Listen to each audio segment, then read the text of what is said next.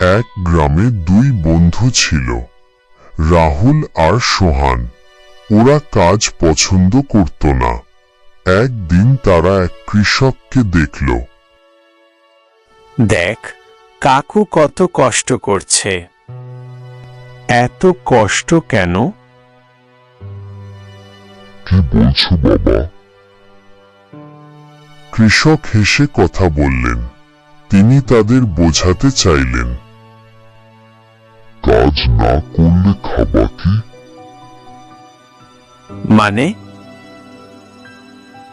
সবই আসে পরিশ্রমে। হ্যাঁ, কষ্ট করলে ফল মেলে। পরের দিন তারা মাঠে এল, কাজ শুরু করল। তারা শিখল পরিশ্রম।